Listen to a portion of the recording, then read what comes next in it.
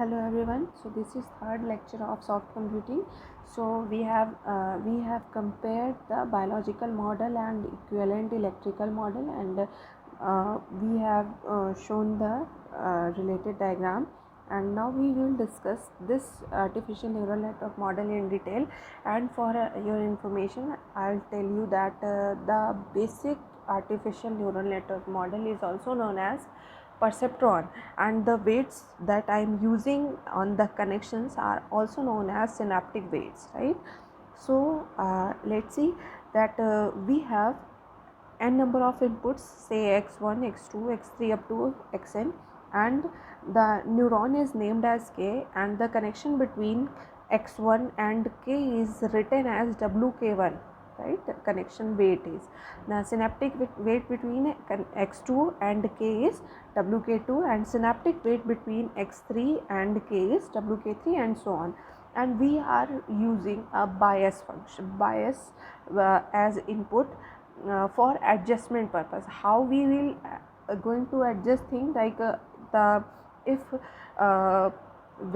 the value of sigma function is very high, then if I need to control the value, then we will use this bk or bias in negative manner. If I want to increase the value generated by sigma, then we will use the bk positively, right? And in many of cases we put bk as 1, right? Bk is combination of some input and also weight. We will discuss it later.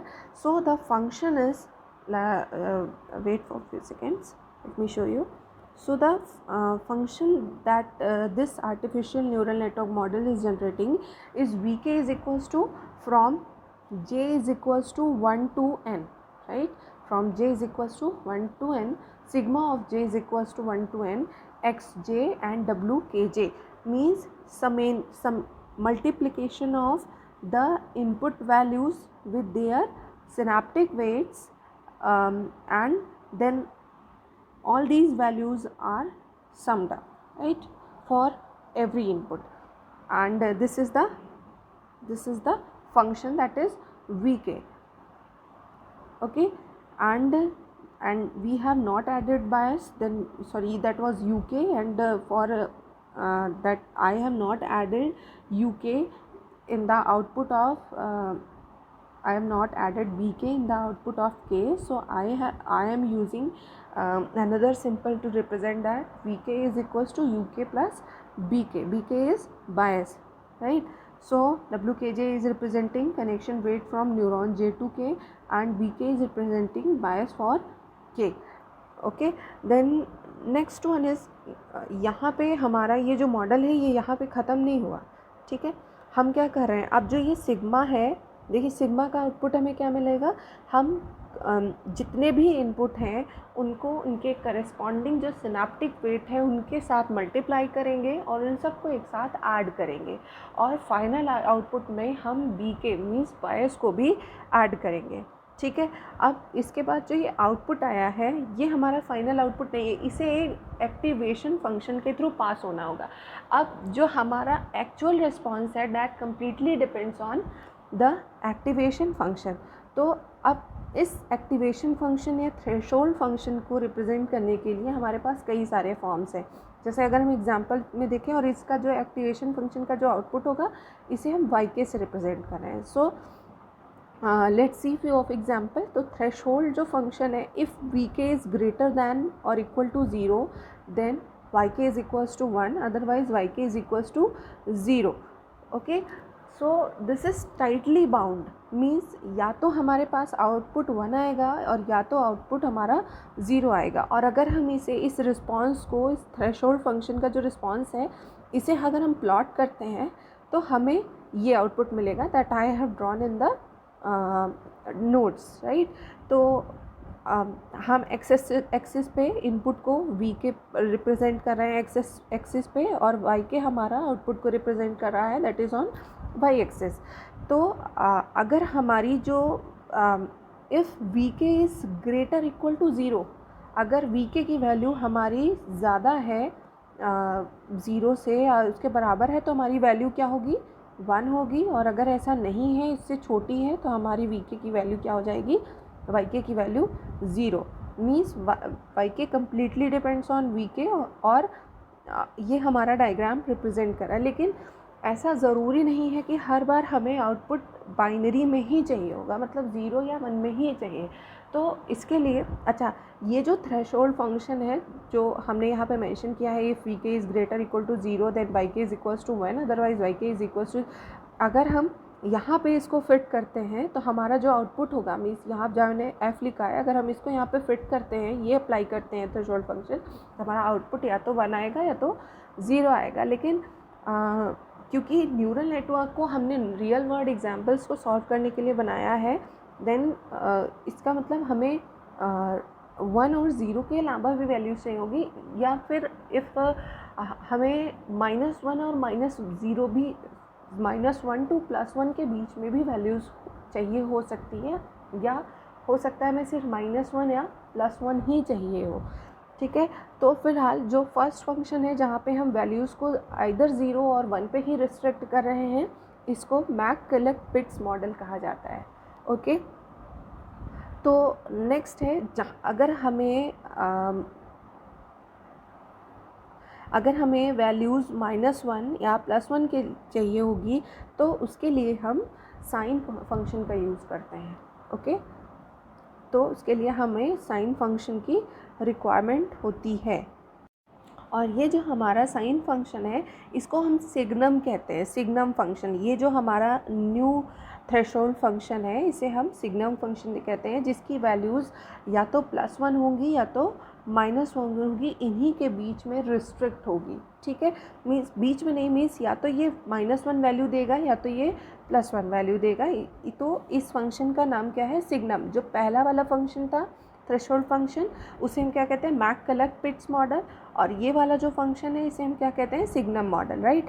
तो इसके लिए हमारा जो threshold function होगा, इसमें हम if statement कैसे लिखेंगे, इफ़ वी के is greater equal to 0 then y k is equals to +1, and if we के is less than 0 then y k is equals to -1। ज़्यादा डिफरेंस नहीं है, तो अगर हम इसको प्लॉट करेंगे तो हमें कुछ इस तरह का डायग्राम मिलेगा, that I have drawn here, right. और अगेन हम जो है वी के को कहाँ पे, वी को एक्स एक्सिस पे रिप्रेजेंट करेंगे और वाई के को वाई एक्सिस पे।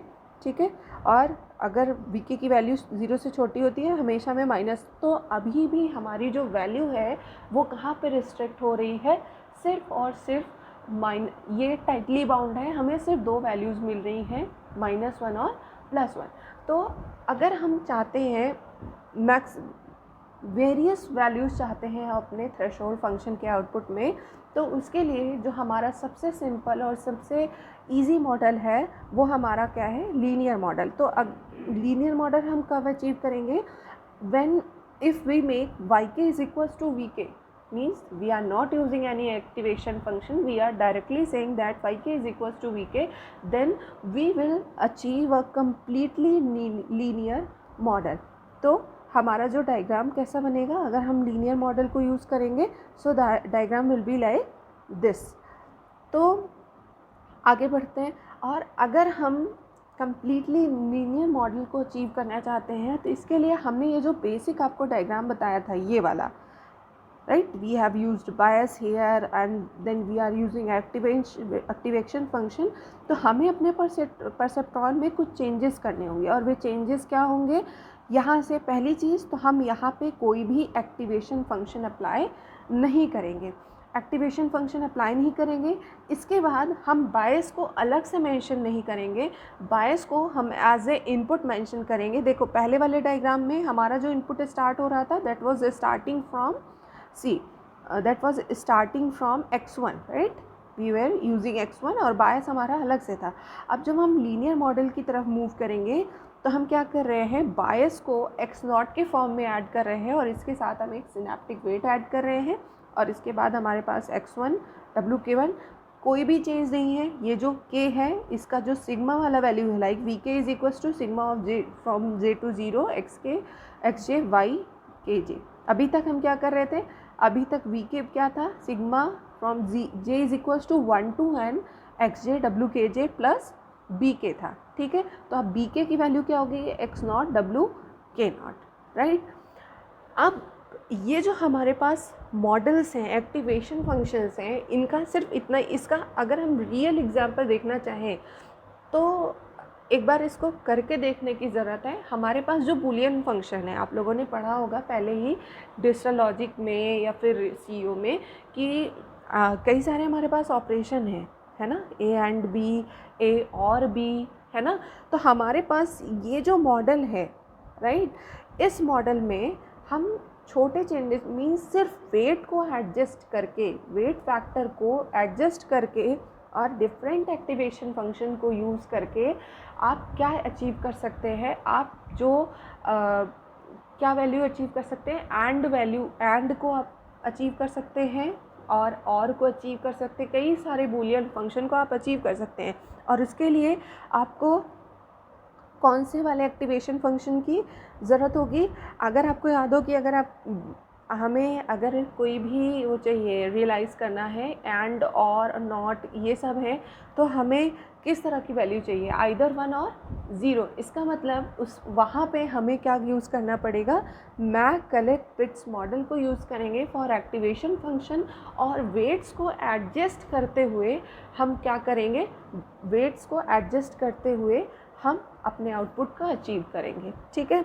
अब ये एडजस्टमेंट कैसे होता है, इसके क्या स्टेप्स हैं, that we will going to see in the training rule, right. तो ट्रेनिंग रूल क्या होता है, मींस हम अपने परसेप्ट्रॉन को कैसे ट्रेन करेंगे। हमने कहा कि जब हमने पहली बार कोई भी प्रोसेसिंग की तो उस प्रोसेसिंग में हमें कुछ फॉल्ट मिला, है ना। तो पहली चीज़, हमारे पास ट्रेनिंग के 2 मेथड्स हैं, पहला है परसेप्ट्रॉन ट्रेनिंग रूल और दूसरा है डेल्टा ट्रेनिंग रूल। तो मैंने अभी बताया कि हम वेट्स को एडजस्ट करके और एक्टिवेशन, डिफरेंट एक्टिवेशन फंक्शन को यूज़ करते हुए हम डिफरेंट प्रॉब्लम्स को सॉल्व कर सकते हैं, ठीक है। तो we will go with the steps, बहुत आसान है। सबसे पहले अगर हम परसेप्ट्रॉन ट्रेनिंग रूल की बात करें तो सबसे पहला स्टेप क्या होगा, कोई भी लर्निंग के लिए हमारा सबसे फर्स्ट स्टेप होगा कि हम वेट्स को किसी रैंडम वैल्यू पे असाइन करेंगे, ओके। हम क्या करना है, सबसे पहले वेट्स को कोई रैंडम वैल्यू असाइन करनी है और उसके बाद अपडेट करेंगे हम वेट्स को, ठीक है। जो हमारे पास प्रीवियस एरर आया हुआ है उस एरर को देखते हुए अब अपने वेट्स को एक नए वेट पे असाइन करेंगे और उसके बाद फिर से प्रोसेसिंग स्टार्ट करेंगे। तो W new is equals to W old plus delta W, और ये डेल्टा डब्ल्यू हमें कहाँ से मिलेगा, डेल्टा डब्ल्यू हमारा जो करंट आउटपुट है, ठीक है, और जो एक्सपेक्टेड आउटपुट था उनका डिफरेंस विद सम एडजस्टमेंट। तो ये perceptron training rule, iterative rule is equals to क्या होगा, W I is equals to W I plus delta W I, जहाँ पे delta W I is equals to target minus expected output, and here eta is a small positive constant that is called as learning rate। इसके through हम किसी भी एक function को, output को achieve कर सकते हैं। अगर हम रूल पे फोकस करें तो इनिशलाइज, परसेप्ट्रॉन ट्रेनिंग रूल क्या है, initialize W to random values, right, look at training instance xi yi, if output OI for xi is same as yi तो कोई ज़रूरत नहीं है, मीन्स हमें जो आउटपुट चाहिए था अगर वही आउटपुट हमें yi से मिल रहा है तो हमें कोई ज़रूरत नहीं चेंज करने की। और अगर ऐसा नहीं है तो हम W को अपडेट करेंगे, कैसे अपडेट करेंगे, that I have mentioned earlier in iterative rule, delta W I is equals to W I plus delta W I, okay. और W new is equals to W old plus eta, that I have already shown you। So perceptron learning rule will always converge if the classes are separable by line। तो यहाँ पे क्या है कि अगर means ये सिर्फ लीनियर प्रॉब्लम के लिए ही वर्क करेगा, ठीक है। अगर आपका प्रॉब्लम एक लीनियरली सेपरेबल है तो आपका जो परसेप्ट्रॉन ट्रेनिंग रूल है ये आपको बेस्ट रिज़ल्ट देगा। और इसमें जो आप इसका यूज़ करके जो बेस्ट वर्क कर सकते हैं वो है आप एंड और नॉट, इन सबको आप एक्टिवेशन फंक्शन, मैक कलेक्ट पिट्स का जो मॉडल है उस एक्टिवेशन फंक्शन को यूज़ करते हुए आप वेट्स को इस तरह से सेट करिए कि आपको वैल्यूज़ मिल जाए। तो आपको ये तो पता है कि मैक कलेक्ट का आउटपुट या तो 1 होगा या तो 0 होगा, राइट। तो इस तरह के प्रॉब्लम्स में ये जो परसेप्ट्रॉन ट्रेनिंग रूल है ये बेस्ट फिट करेगा। Okay, thank you. We will discuss gradient descent rule in the next lecture. Thank you so much.